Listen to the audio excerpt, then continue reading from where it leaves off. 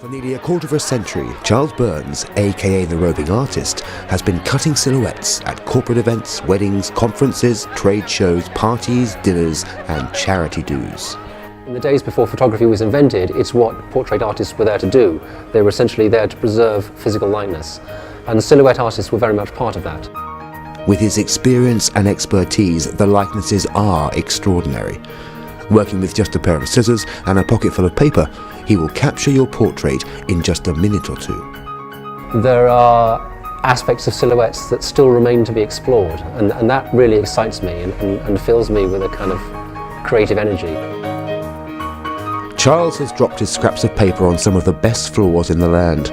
Gary Lineker, Russell Brand, Eric Idle, Jamie Oliver, Neil Armstrong, Boris Johnson, President Bill Clinton and indeed Her Majesty the Queen have all been snipped into silhouette.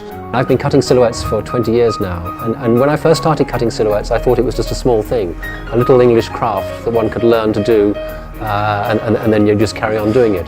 But actually what I found is that it keeps growing. Silhouette cutting is a living art. People recognise themselves in their shadows.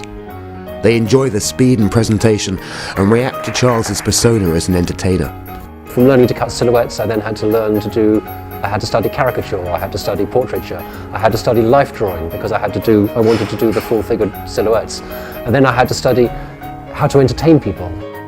As well as rediscovering the art of silhouette, Charles has recently published a book, Mastering Silhouettes, and has made a feature-length documentary, Silhouette Secrets.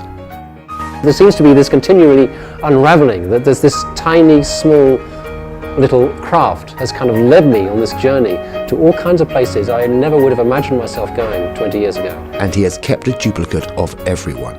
A record of the journey, a collection of over 150,000 silhouettes, which is still growing today.